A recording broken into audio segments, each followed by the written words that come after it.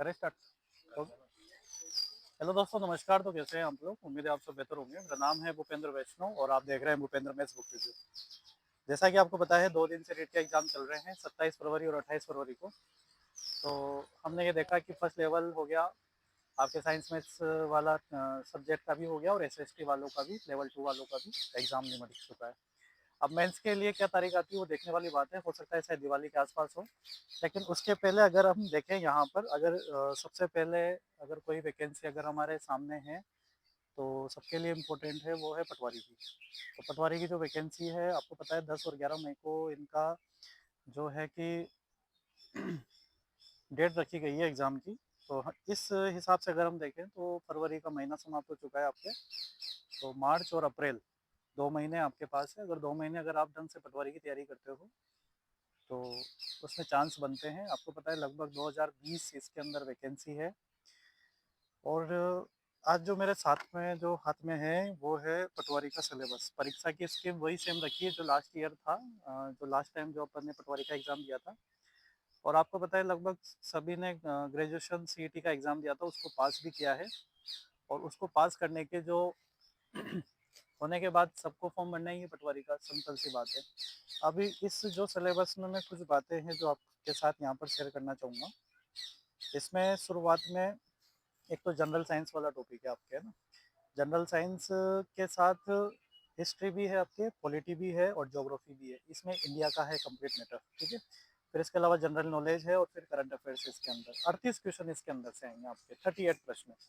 अब इसमें 38 प्रश्न आपके 76 नंबर्स के यहाँ पर होने वाले हैं। अब इसमें देखने वाली बात है कि सिलेबस में जनरल साइंस के बारे में क्या क्या लिखा हुआ है, कि विज्ञान के सामान्य आधारभूत तत्व और दैनिक विज्ञान। अब आधारभूत तत्व और दैनिक विज्ञान का मतलब है कि जो डेली साइंस के रूप में आपके क्या जीवन में क्या क्या यूजेस है, धातु अधातु के रूप में क्या क्या चीज़ें, केमिस्ट्री फिजिक्स के रूप में जो भी आपके जनरल साइंस के रूप में जो भी 9th-10th लेवल में जो भी आता है वो कंप्लीट आपको यहाँ पर पढ़ना पड़ेगा। इसके अलावा इसमें जो मेंशन किया है यहाँ पर, एक तो मेंशन किया है आपको मानव शरीर। मानव शरीर का जब नाम आ जाता है तो मानव शरीर का मतलब है पूरा मानव शरीर, आपके बालों से लेकर आपके मस्तिष्क से लेकर आपके पैरों तक, अंग अंग हर चीज इसके अंदर आपको देखने को मिलेगी। ये आपको एक तो समझने वाली बात हो जाती है। अब मानव शरीर पूरा पढ़ना है आपको। इसमें जो आपके 9th और 10th की बुक्स का सहारा लेना पड़ेगा आपको, एनसीईआरटी वाली का, ठीक है। इसके अलावा इसमें आहार और पोषण है, बिल्कुल 100% आपको आहार न्यूट्रिशन पूरा पढ़ना पड़ेगा। और स्वास्थ्य की देखभाल। अब स्वास्थ्य देखभाल के लिए जो भी आपके रोग होते हैं, जिस जिस भी प्रकार से रोग होते हैं, चाहे वो जीवाणु जनित हो, चाहे वो प्रोटोजोआ जनित हो, चाहे वो वायरस जनित रोग हो, चाहे वो किसी भी प्रकार का हो, तो वो आपको यहाँ पर पढ़ना पड़ेगा। इसके अलावा इसमें एक दूसरी लाइन मेंशन की गई है, प्राचीन और मध्यकालीन भारत के इतिहास की प्रमुख विशेषताएं एवं महत्वपूर्ण ऐतिहासिक 18वीं शताब्दी के मध्य से वर्तमान तक की घटनाएं।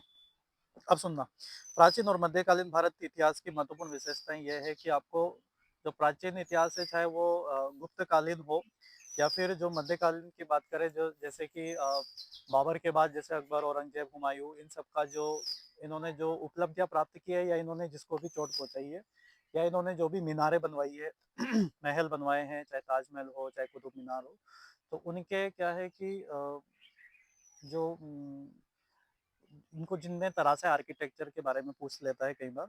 इसके अलावा इसने एक जो एक मेंशन किया है यहाँ पर कोष्टक में दूसरी लाइन में, कि 18वीं शताब्दी का मध्य। तो 18वीं शताब्दी का मध्य अगर अपन बात करें तो 1757 का प्लासी के युद्ध से शुरू हो जाता है आपका। प्लासी का युद्ध, फिर 1764 का बक्सर का युद्ध, तो वहां से ये चीजें चलती है। फिर आपके वर्तमान तक की घटनाएं इसके अंदर आ जाती है, जिसमें पूरे तमाम जो भी स्वतंत्रता आंदोलन हुए हैं, चाहे 1857 का हो, फिर उसके बाद गांधी जी का जन्म होता है, फिर उसके बाद गांधी जी ने क्या क्या किया, फिर जितने भी दल के जो भी प्रमुख नेता हुए, जिन्होंने कौन कौन से आंदोलन यहाँ पर हुए, तो वो सारी चीजें इसके अंदर आपको देखने को मिलेगी घटनाएं। तीसरी लाइन इसके अंदर ये लिखी हुई है सबसे इंपॉर्टेंट, वो है आपके भारतीय संविधान, राजनीतिक व्यवस्था एवं शासन प्रणाली और संवैधानिक विकास। तो भारतीय संविधान जब नाम आ चुका है तो आपको ये पूरा ही इसके अंदर आपको पढ़ना पड़ेगा, नो डाउट। इसके अंदर आपको काम करना पड़ेगा, समझना पड़ेगा इसको। राजनीतिक व्यवस्था, शासन प्रणाली आपको पूरी पढ़ के चलनी होगी यहाँ पर। इसके अलावा संवैधानिक विकास, संविधान का विकास कैसे हुआ, संविधान कैसे बना, संविधान सभा भीमराव अम्बेडकर जी के द्वारा क्या क्या चीज़ें इसके अंदर जोड़ी गई, कहाँ कहाँ से कौन सी चीज़ें ली गई, अनुच्छेद वगैरह सब चीज़ें अपन को पढ़नी पड़ेगी। तो ये 3 लाइनों का सिलेबस यहाँ पर होता है। फिर इसके बाद चौथी लाइन ये कह रही है कि भारत की भौगोलिक विशेषताएं, पर्यावरणीय और पारिस्थितिकी परिवर्तन और इनके प्रभाव। तो एक तो भारत की भौगोलिक विशेषताएं यानी कि अटक से कटक तक, कन्याकुमारी से कश्मीर तक सारी चीजें हमको यहाँ पर कवर करनी है। पहाड़ों को लेकर, पर्वतों को लेकर, नदियों को लेकर, बांधों को लेकर, परियोजनाओं को लेकर एवरीथिंग इज आपको भौगोलिक विशेषताओं के रूप में ध्यान देना है। इसके अलावा पर्यावरणीय और पारिस्थितिकी परिवर्तन का प्रभाव देखना पड़ेगा कि पर्यावरण पर किन किन चीजों का प्रभाव पड़ रहा है, पर्यावरण को कौन कौन सी चीजें नुकसान पहुंचा रही है, और कौन कौन से घटक है जो पारिस्थितिकी परिवर्तन में सहायक है, या इनका प्रभाव ओजोन परत हो गई, चाहे नॉर्मल जितने भी आप समझ पा रहे हो पूरा इको जो इको जैसे अपन इकोलॉजी जिसे अपन बोलते हैं, पूरा पारिस्थितिकी तंत्र यहाँ पर आपको पढ़ना पड़ेगा भारत के संदर्भ में। ठीक है। इसके बाद इसकी 5वीं लाइन आती है समसामयिक राष्ट्रीय घटनाएं। जो समसामयिक जो आपके करंट अफेयर से राष्ट्रीय घटनाओं से संबंधित वो सारी की सारी चीजें यहाँ पर आपके सामने आने वाली है। अब ये तो होता है आपके 38 नंबर, मतलब 38 क्वेश्चन इसके अंदर से आएंगे आपके। ठीक है, 150 में से। अब इसके बाद बात आती है दूसरे नंबर पे आता है geography, history, culture, polity of Rajasthan. तो राजस्थान के बारे में अगर बात करें तो यहाँ पे राजस्थान का वेटेज रखा गया है 30 क्वेश्चन का, जो कि आपके 60 नंबर का आएगा। यहाँ पर 30 क्वेश्चन का यहाँ पर वेटेज है। इसमें राजस्थान के इतिहास की महत्वपूर्ण ऐतिहासिक घटनाएं हैं। महत्वपूर्ण ऐतिहासिक घटनाएं जो भी राजवंश के द्वारा जो जो भी इतिहास में घटनाएं यहाँ पर देखी गई है वो सारी चीजें यहाँ पर आने वाली है। इसके अलावा इसमें राजस्थान की पॉलिटी का बहुत बड़ा हाथ है। राजस्थान की पॉलिटी आपको पढ़नी पड़ेगी, जिसमें राजस्थान की प्रशासनिक व्यवस्था, राज्यपाल, राज्य विधानसभा, उच्च न्यायालय, हाईकोर्ट, राजस्थान लोक सेवा आयोग, आरपीएससी पढ़नी पड़ेगी, जिला प्रशासन पूरा पढ़ना पड़ेगा आपको, राज्य मानवाधिकार आपको पूरा पढ़ना पड़ेगा इसके अंदर। ठीक है। राज्य निर्वाचन आयोग, इनसे एक एक क्वेश्चन तो 100% आपको वहाँ पर देखने को मिलेंगे। तो इसका मतलब इन छोटे छोटे आयोगों को तो आपको पूरा करना ही पड़ेगा। इसके अलावा लोकायुक्त पढ़ना पड़ेगा आपको पूरा, एक राज्य सूचना आयोग आपको पढ़ना पड़ेगा। इसके अलावा आपको लोक नीति आपको इसके अंदर देखनी पड़ेगी, क्या क्या लोग के लिए क्या नीति बनती है, लोक नीतियां सरकार के द्वारा क्या क्या इसके अंदर कंसेप्ट रखे गए, वो सारी चीजें आपको देखनी पड़ेगी। सामाजिक सांस्कृतिक मुद्दे आपको इसके अंदर देखने पड़ेंगे। फिर इसके बाद जो मॉडर्न हिस्ट्री की बात करें अपन राजस्थान की, इसमें अपन देखेंगे कि स्वतंत्रता आंदोलन, जन जागरण और राजनीतिक एकीकरण। स्वतंत्रता आंदोलन की बात करें तो जिसमें आपके किसान आंदोलन आ जाएंगे, 1857 की क्रांति आ जाएगी आपके, समझ रहे हो, और जनजातीय आंदोलन आपके अंदर आने, इसके अंदर आने का पूरा पूरा संभावना है। जन जागरण, जन जागरण के लिए उन्होंने कौन कौन से आंदोलन चलाए वो सारी चीजें आएगी। राजनीतिक एकीकरण यानी कि इसके अंदर राजस्थान का पूरा एकीकरण आपको यहाँ पर पढ़ना पड़ेगा कंप्लीट से। ठीक है। इसके बाद ये आपके राजस्थान की हिस्ट्री का पार्ट कंप्लीट होता है और राजस्थान की पॉलिटी का पार्ट कंप्लीट होता है। फिर इसमें राजस्थान का कला संस्कृति की बात करें तो लोक कलाएं आएगी। एक तो आपके लोक कलाएं आने के बाद आपकी चित्रकलाएं आपको पढ़नी पड़ेगी। चित्रकलाएं के बाद हस्तशिल्प है, स्थापत्य कला है, सारी चीजें आपको देखनी पड़ेगी। मेले, त्योहार, लोक संगीत और लोक नृत्य, ये सब आपको यहाँ पर देखने पड़ेंगे। राजस्थानी संस्कृति और विरासत और इसका साहित्य, साहित्य काफी बड़ा और अच्छा टॉपिक है यहाँ पर, तो आपको कवर करना है। ये आपके मेंस में भी काम आएगा और आपके मतलब जो रीट मेंस देंगे आप लोग उसके लिए भी ये पे बिल्कुल जरूरी है और काम आने वाला है। ठीक है। राजस्थान के धार्मिक आंदोलन, पूरे क्या क्या धार्मिक आंदोलन हुए हैं वो सारी चीजें देखनी पड़ेगी। और संत और लोक देवता आपको पढ़ने पड़ेंगे। संत और लोक देवता तो पढ़ना ही पड़ेगा, और चूंकि यहाँ पर संत और लोक देवता है, लोक देवियां यहाँ पर इन्होंने मेंशन नहीं किया, लेकिन फिर भी आपको लोक देवियां यहाँ पर पढ़नी ही पड़ेगी। इसके बाद इसके बाद अपन देखेंगे महत्वपूर्ण पर्यटन स्थल। राजस्थान में जितने भी महत्वपूर्ण इंपोर्टेंट पर्यटन स्थल है वो सब आपको यहाँ पर कवर करके जाने हैं, और इम्पोर्टेंट भी है और पढ़ना भी पड़ेगा। और राजस्थान के प्रमुख व्यक्तित्व, राजस्थान के प्रमुख व्यक्तित्व में जिन्होंने राजस्थान के जन जागरण से लेकर, आंदोलन से लेकर, एकीकरण से लेकर जितने भी व्यक्तित्व निकल के आए हैं, उभर के आए हैं, उन सबको आपको ढंग से पढ़ना पड़ेगा यहाँ पर। ठीक है।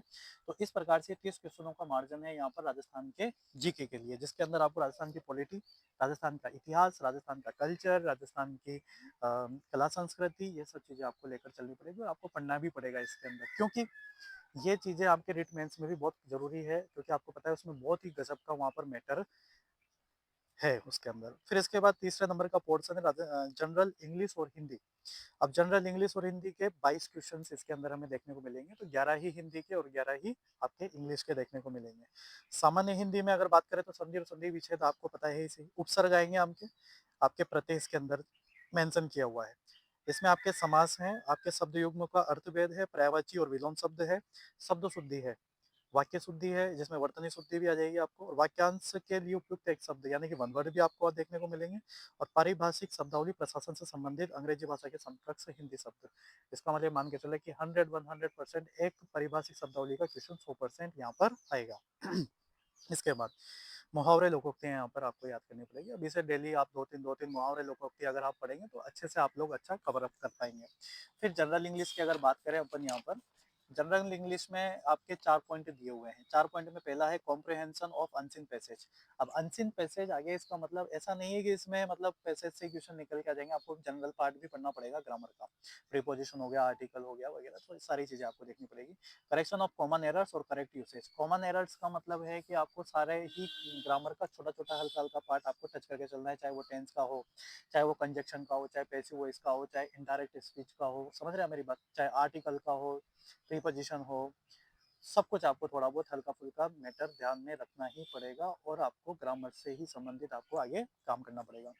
फिर इसके बाद इसमें तीसरा पॉइंट लिखा हुआ है सिनोनिम और एंटोनिम पढ़ना ही पड़ेगा। तो सिनोनिम का मतलब समानार्थी शब्द, एंटोनिम मतलब विलोम शब्द पढ़ना ही पड़ेगा 100%। रोज के 2-3 करेंगे तो आराम से 150 तक आप पहुंच जाओगे और अभी तक आए हुए कर लोगे तब भी आपका काम बन जाएगा। फ्रेजेज और इडियम्स आपको करनी है, ये वोकैबुलरी वाला पार्ट है, आपको करना ही पड़ेगा, इसमें कोई डाउट ही नहीं है। अब अब बात आती है आपके चौथे नंबर पे मेंटल एबिलिटी और रीजनिंग, जिसमें न्यूमेरिकल एफिशिएंसी भी आती है। इसका जो वेटेज है इसके अंदर 45 क्वेश्चन इसके अंदर आएंगे। 45 क्वेश्चन में आपके रीजनिंग भी आएगी और आपके मैथ्स भी आएगा। रीजनिंग में आपके मेकिंग सीरीज एनालॉजी आता है जो आप जानते हैं, फिगर मैट्रिक्स क्वेश्चन आपको देखने को मिलेंगे, क्लासिफिकेशन मतलब वर्गीकरण, अल्फाबेट टेस्ट आपके मिलेगा, पैसेज और कंक्लूजन मिलेगा आपको, ब्लड रिलेशन आपको रक्त संबंध, कोडिंग डिकोडिंग आपको आती है, डायरेक्शन दिशा परीक्षण आपको देखना ही है, सिटिंग अरेंजमेंट आता ही है, इनपुट आउटपुट एक नया टॉपिक है, इससे 100% एक क्वेश्चन आएगा क्योंकि इसमें बिल्कुल अच्छे तरीके से मेंशन किया हुआ है इनपुट और आउटपुट वाला टॉपिक, ठीक है।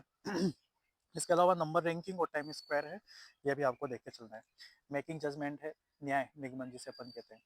Logical arrangement of words, words को जिस किस तरीके से लॉजिकल रूप से आप अरेंज कर सकते हैं तो वो भी चीज़ें इसके अंदर आपको देखने को मिलेगी।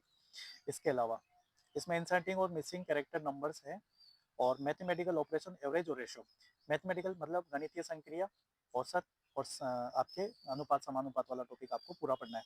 इसमें ही आपको एरिया वॉल्यूम पढ़ना पड़ेगा। एरिया वॉल्यूम का मतलब है क्षेत्रफल और आयतन, ये दो टॉपिक आपको कंप्लीट करके चलना है 9th-10th लेवल के हिसाब से, ठीक है। परसेंटेज आपको पूरा पढ़ना है। सिंपल और कंपाउंड इंटरेस्ट यानी कि सरल ब्याज और चक्रवर्ती ब्याज आपको पूरा पढ़ के चलना है यहाँ पर, ठीक है। यूनिटरी मेथड, एक एक नियम आपको पूरा, और ये हर जगह आया हुआ टॉपिक है और ये इसमें भी मेंशन किया हुआ है बहुत अच्छे तरीके से। इसके अलावा इसमें प्रॉफिट एंड लॉस, लाभ हानि आपको पता ही, क्योंकि परसेंटेज, लाभ हानि, सरल ब्याज, चक्रवर्ती ब्याज, ये तो आपको पढ़ना ही है, कोई सा भी एग्जाम हो ये सब पढ़ने ही पड़ते हैं और आपने पढ़ भी रखे होंगे पहले भी। बेसिक कंप्यूटर, बेसिक कंप्यूटर की बात करें तो बेसिक कंप्यूटर के 15 क्वेश्चन आपको इस एग्जाम में देखने को मिलेंगे पटवारी के अंदर। अब बेसिक कंप्यूटर में अगर देखें तो कैरेक्टरिस्टिक ऑफ कंप्यूटर, कंप्यूटर की विशेषताएं क्या है, इसकी संरचनाएं क्या है, कंप्यूटर ऑर्गेनाइजेशन जो including RAM ROM file system, समझ पा रहे हैं आप मेरी बात। इसके अलावा file system, input device, computer software relation between hardware and software, ये सब हार्डवेयर सॉफ्टवेयर पूरा पढ़ना ही है आपको, कोई इशू नहीं है। इसके अलावा ऑपरेटिंग सिस्टम है आपके, और इसमें अगर अपन देखें यहाँ पर एम एस ऑफिस पूरा पढ़ना है। एम एस ऑफिस का मतलब है इसमें वर्ड, एक्सेल, स्प्रेडशीट और पावर पॉइंट, ये तीनों आपको बहुत डीपली पढ़ के चलना है। कंप्यूटर ही 15 क्वेश्चन देके जाएगा आपके लिए, और कंप्यूटर तो अभी से पढ़ना शुरू कर देंगे तो 15 क्वेश्चन कहीं भी नहीं जाएंगे आप लोगों के, और बहुत ही शानदार तरीके से ये चीज़ें आपको पढ़नी पड़ेगी। तो कुल मिलाकर आपको ये देखने वाली बात ये है कि ये 150 क्वेश्चनों का मैटर है जिसमें आपको बात करनी है और आगे बढ़ना है। बात समझ में आएगी आप लोगों को? तो इतना सा सिलेबस है, 10-5 मिनट में अपन ने सिलेबस कवर कर लिया है। तो रोज एक काम करें आप लोग, अगर तैयारी अपनी बेहतर करनी है तो मैं आपको बताना चाहूँगा कि अपने खुद के शॉर्ट नोट्स बनाएं।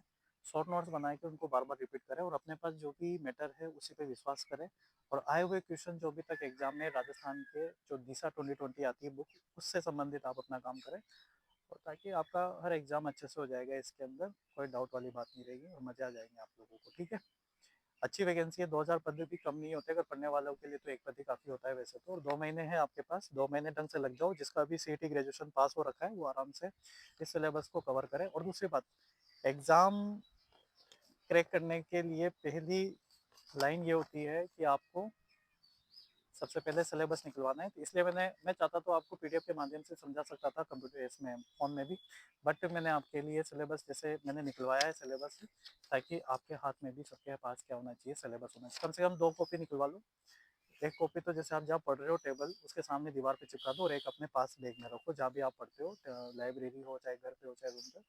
और डेली पढ़ने से पहले सुबह जब भी आप पढ़ो सबसे पहले आप सिलेबस देख लें, पूरा सिलेबस पढ़ें, भले आपको याद है फिर भी डेली पढ़ें। इससे आपको पता लग जाएगा कि मेरी क्या चीज़ छूट रही है और क्या चीज़ नहीं छूट रही है। एक-एक लाइन, एक-एक वर्ड्स आपको यहाँ पर कंप्लीट करना है, क्योंकि जो एग्ज़ाम पेपर बनाने वाला है, वो सिलेबस देख के पेपर बनाता है, नहीं कि तुम्हारी शक्ल देख के बनाएगा। वो एक सिलेबस निकलवाएगा ऐसा कैसा, बोर्ड द्वारा उसको सिलेबस भेज दिया जाएगा कि भाई साहब ये सिलेबस है और इस सिलेबस को आपको इस हिसाब से आपको पेपर बनाना है, तो वो इसी हिसाब से आपका क्या बनाएगा, यहाँ पर पेपर बनाएगा।